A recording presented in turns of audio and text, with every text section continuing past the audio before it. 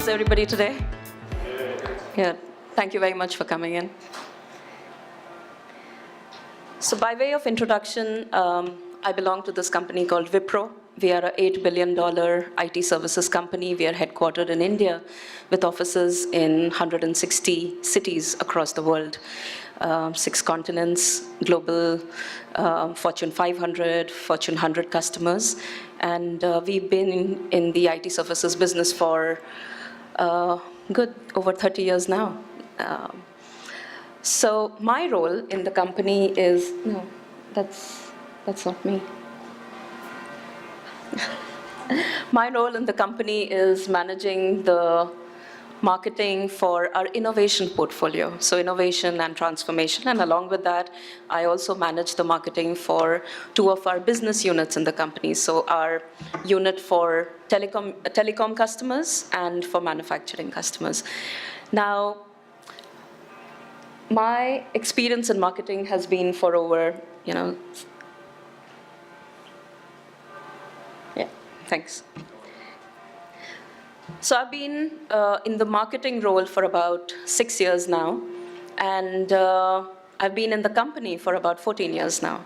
So my prior experience has been in the area of sales and business development, and I've seen a lot of how that entire cycle works and how people come together for a common goal, be it related to business development, be it related to sales, be it related to enhancing or advancing yourself into a new market. Now, putting all of that together and my marketing experience, so there's something which you may not find that to be very unique, but something that I want to talk about in the parlance of marketing, and that's crowdsourcing. So as we are moving into this particular field with different kinds of companies, we are really seeing that in a lot of ways, we need to innovate the way we work ourselves, how we work, how our departments work, and how we are also enabling our end customers to work. So with that note, here is what some very renowned CMOs of the world have to say, that you really need to understand what your customer wants, because time and again, we understand and we know that it is all about our customers. It is all about the customer experience that we are offering, and no matter which sector this is, customer experience today matters like nobody's business. And then there is nothing known as B2B. We talk about B2B, right? Business to business. It's all about business with human beings, because entities, organizations are made up of humans. So who are you selling to? Who are you doing business with? It's all about humans. Now, at Wipro, and most companies, of course, who obviously spend a lot of time and effort trying to build up their brand, trying to build up their customer experience portfolio, they usually do business in this kind of an intersection. So marketing is always at the intersection of business stakeholders, your employees, customers, their customers, and the external market, which comprises of analysts, advisors, partners, influencers, and that is essentially the entire ecosystem. Now, this entire ecosystem, and if you've taken a close look at that, now this entire ecosystem is really driving something today, and it is about changing customer expectations. The way you do business today, what you sell to them today, how your brand interacts with them today is very, very different than it was probably 10, 15 years ago. Economies are connected. So what is happening in this particular market versus what is happening in India or what's happening in Europe, because we are so connected. We are connected through social channels, we are connected through news, extreme real-time feeds. We always understand what's happening in different economies, right? And how money is flowing, how interactions are flowing, how brands are interacting in different parts of the world. So all of that is highly, highly known to everybody today. And then there are new ways of working. Everybody wants to be more agile, more flexible. Everyone has limited resources, and everybody wants to understand how do you make the most of what you have. Trust. In this particular conference, we've been hearing this over and over again, that interactions between individuals, between organizations, has got to do a lot about trust. I mean, unless you have the factor of trust between two individuals or two organizations, it is very difficult to operate in that particular environment, right? And then, of course, empowerment. We want to empower employees. All of us want to be empowered. Decision-making, and we're talking about decentralization here, so decision-making to an extent has to be decentralized, and which essentially means everyone wants to feel empowered. So that brings me to the actual topic of this presentation today, which is about marketing, therefore, needs to be extremely agile and flexible in its responsiveness. And therefore, marketing needs to be quick, brisk, and crowdsourced. Now, what does quick and brisk, what do they mean, right? So here's obviously the literal meaning. So it essentially means moving fast, having high momentum, faster turnaround, quicker execution, higher responsiveness, quick thinking, quick learning, agility, right? Now, what it helps with? Focus, measurability, reliability, and trust. So these are literally the definitions of quick and brisk from the dictionary, okay? So no mincing words. Now, what it implies for marketing really is that now as marketing professionals, and really anybody here who is even closely related to enhancing the brand image of your company, to doing work where you're engaged with your end users, where you're interacting with your customer set, all of those individuals are essentially individuals who are doing marketing. So do not think that marketing is limited to that one particular department in itself. Each one of us are brand ambassadors for our company, and the moment we start thinking about us being brand ambassadors, believe me, we will also consider ourselves as marketers, and all of us are marketers. So what this essentially means, so if we are quick and if we are brisk, it essentially implies that marketing needs to be closer to where the action is. And the action is typically on the field. You know, your customers want you. Your customers want to see more of you. They want more faster product turnarounds. They want good thought leadership. They want to understand what your brand is all about and essentially what your brand offers to the customer itself. Having the right people in the right jobs, nurture what must stay and outsource what must go, and I'm going to talk about that a little more in detail. And then leverage tools for higher productivity. So all of us are talking about tools here. All of us are really focused on ensuring that, you know, there's automation, there's AI, there is use of cloud technologies. So a lot of marketing automation tools, for instance, you know, Salesforce has Marketing Cloud, Adobe has Marketing Cloud. Now all of this is ensuring that marketing in itself can become a far more agile function. And what do I mean by crowdsource? So essentially, the term that I picked up yesterday, collective intelligence. Now, collective intelligence, intelligence of the crowd, and of course, harness the power of collective might. Now, what does it help with? Faster time to market, agility, pulling in of the best resources, skills, ideas, and what it implies for marketing, really. So if you have to do crowdsourcing in marketing, what it essentially means, open thinking and open innovation. The ability to open up your mind to the fact that there are thousands of different possibilities in the way you can function, and you know, obviously, marketing professionals or whoever is closely related to this field has done their study in this field. Obviously, we know the concepts, we know how 4 Ps work or 4 Cs work, and there are many of these kind of concepts. But the application of that concept in today's environment has changed, and it's changing because, like, you know, I highlighted right at the start, your customer needs and wants define how you react. Right? And if that is changing, you cannot be laggards. So which is why an open thinking approach, a platform to experiment, flatter structures, quicker solutions, and more empowerment.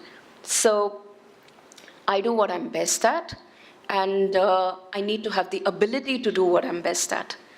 And then each individual gets to shine in what they are, again, best at. So that's when, you know, 100% productivity really comes back to the team. So I'm going to come to this a little later, but I'm going to talk about a few examples where companies have leveraged crowdsourcing in marketing. You've been hearing about Topcoder in this particular arena. Now, Topcoder is a Wipro company. We acquired them 2 years back. And some of the best case studies in the field of crowdsourcing, in the field of crowdsourcing in marketing, actually have been pieces of work that Topcoder has done. And I just want to do a shout out for my colleague here, Aaron, who's sitting at the back of the room. Aaron manages field marketing for Topcoder. So in case you have any questions, you can please get in touch with him as well. So this particular example is about Land O'Lakes. Now, all of you know this company. You know, they're great with their milk-based products, especially cheese and butter. And they are one of the largest producers in the US. But they also have a number of brands which are lesser known brands. And these brands that I've named here, they are into agricultural produce. They are into seeds, they are into crop feeds and animal feeds, etc. Now, this particular company wanted more agility in the way they manage the different websites of all their sub-brands.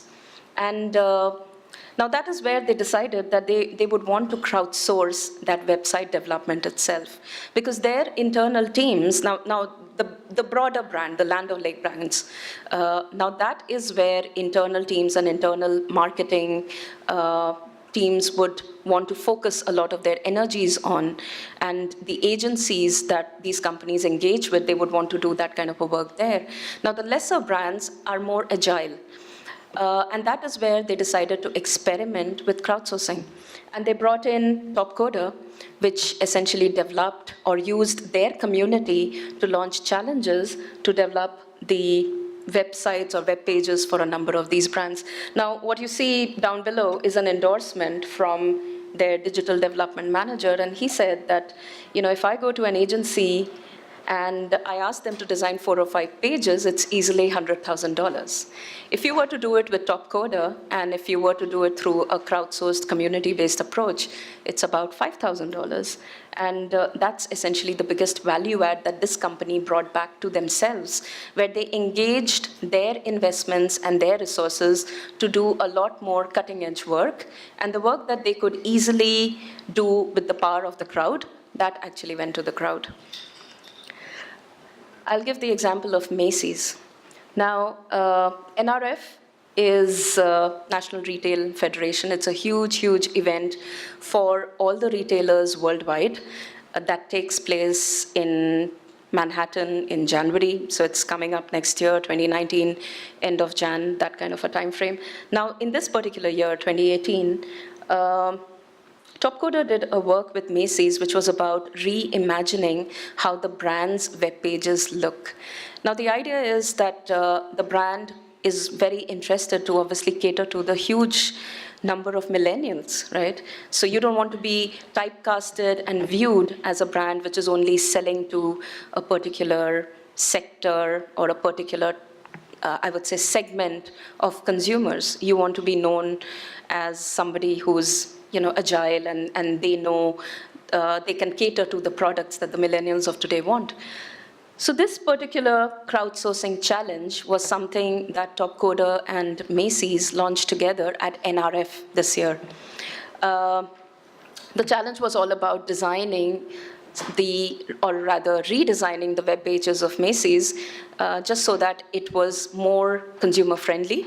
It catered to the needs of today's millennials, and it was a far more younger looking platform, and so that it could have more ways and methods of engagement with the young crowd of today. So this particular challenge that Topcoder and Macy's ran together during NRF, and NRF is a 3.5 day show. Now, the idea and the concept was discussed with Macy's on 29 December, that's the date. 16th of January was when, and in that particular time frame, the entire idea for this particular challenge was conceptualized, it was tested, the problem statements were defined, it was rolled out to the crowd, and all the results came back. So I have put in some statistics there for you to see. But essentially, I mean, coming back to my earlier point, what Macy's did was use the power of crowd to kind of reimagine something that is all to do with retail experience. It's about how your consumers feel, how do you engage more with the millennial crowd, and crowdsourcing played a very big role here. The third example that I'm going to take is about Marriott. Now,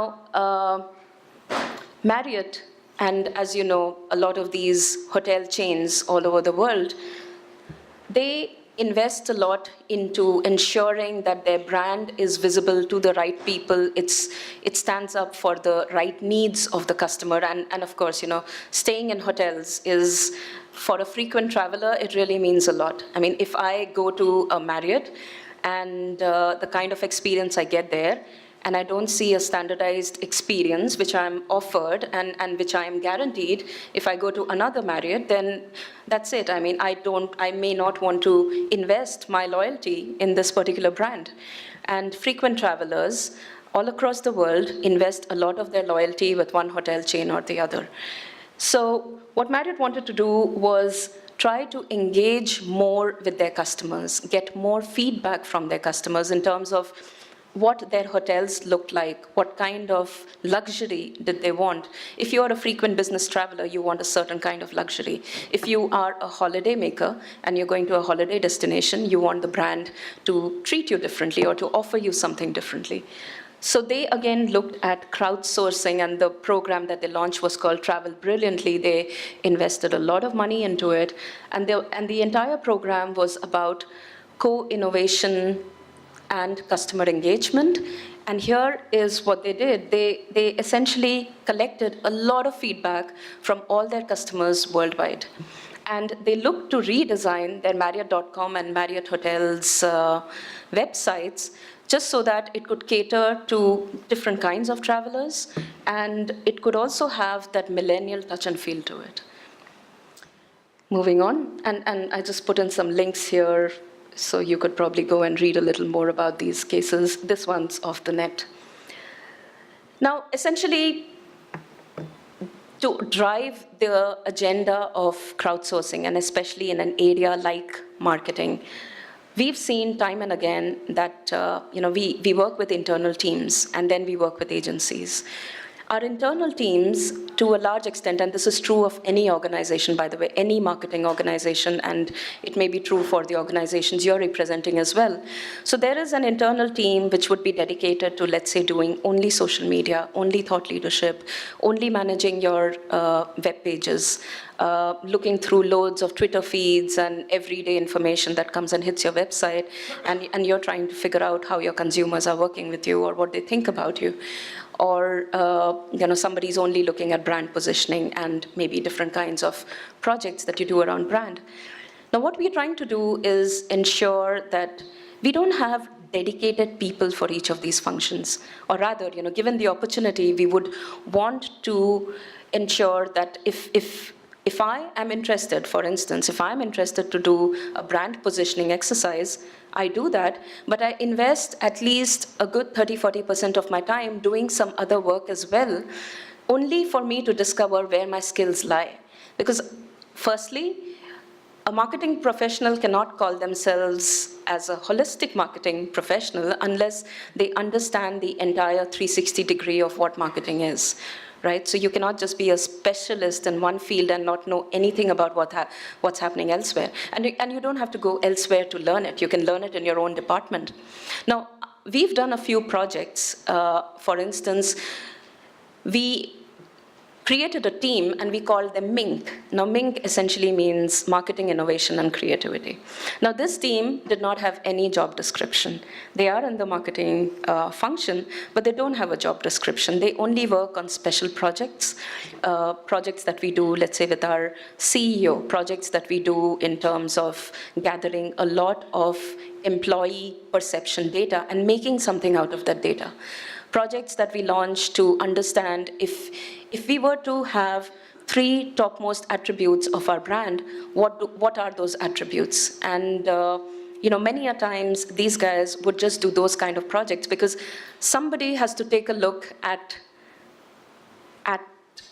the future state of where we want to be. Everybody cannot be engaged in doing the everyday the everyday routine stuff that you are, because then many a times you lose the sight of the larger picture.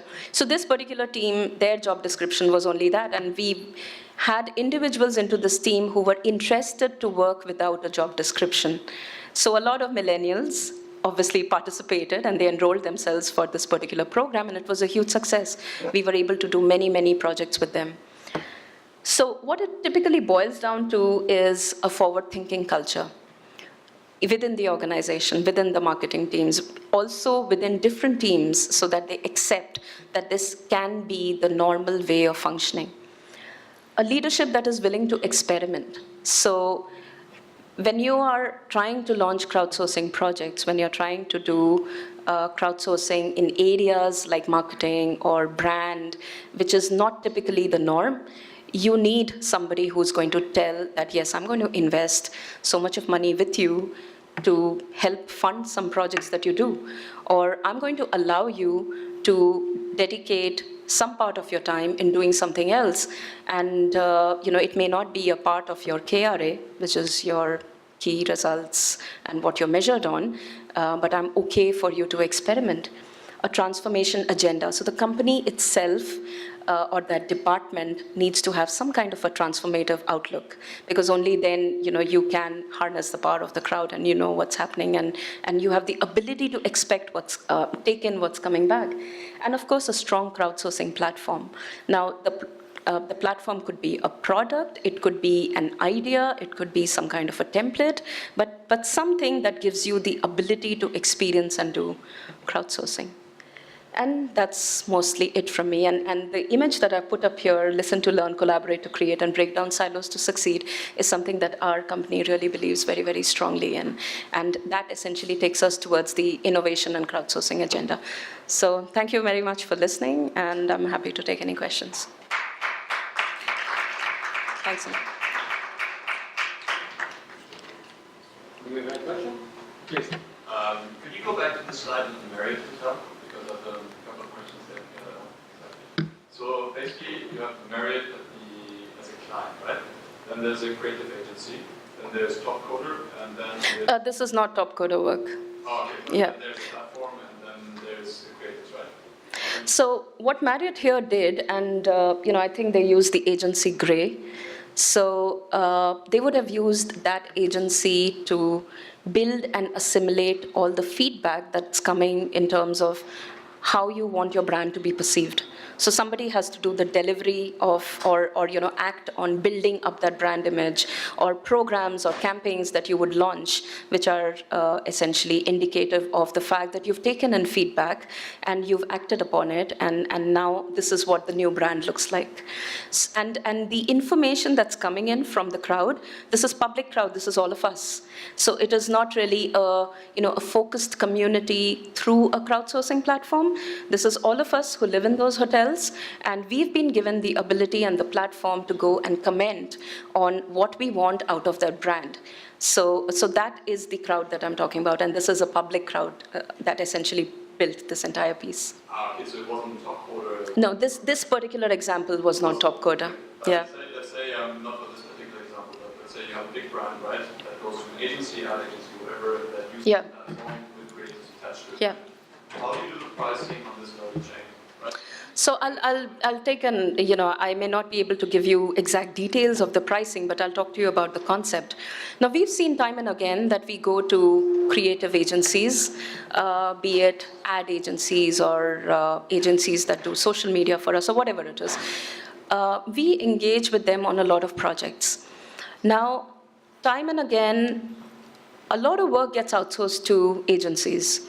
Even work that we could possibly do in-house if we had those skills, or if we had our own resources, probably scaling up to do a little more. Maybe we could do those things in-house, and the agencies do work that is premium because they charge premium rates. Now, I can't be going back to them time and again and just doing very run-of-the-mill activities, because even the output that I see is very run-of-the-mill. The output is not breakthrough, it's not extremely creative, it's not something that hits me with an aha moment.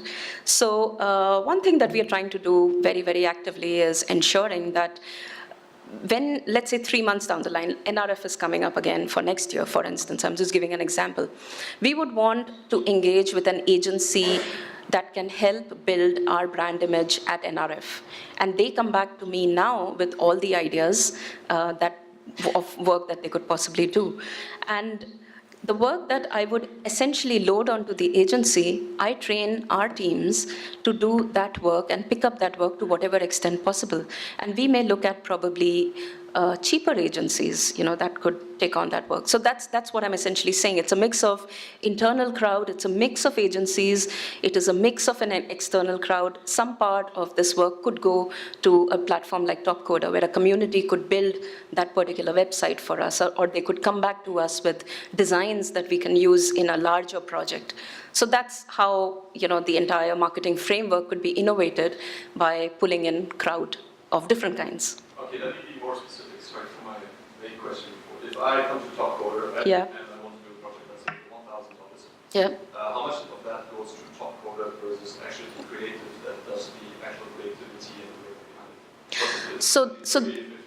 So if now you're a client and the money that you're paying, which is, like, let's say $1,000, and that's the challenge prize money essentially. So the top 3 or 5 designs that we choose, maybe the top 3 designs that we choose, now that is essentially the prize money that would go to the winning team or the winning person. Now there is obviously a certain amount that Topcoder makes out of it because, we are in business, we are not for profit. So there is an amount, but a large amount of that actually goes to the challenge designer or whoever gets that first prize. And several of these kind of challenges keep the crowd motivated and engaged. And so everybody is not looking to make their money out of that one challenge. They engage in several kinds of challenges, and obviously Topcoder is making some money out of it because we're signing some contract with that particular customer. And so that's essentially the working model. Right? And we can speak offline about this as well, and I don't want to hold up the next speaker, but thanks for your question. Thank you very much. Thank you very much, everybody. Thank you.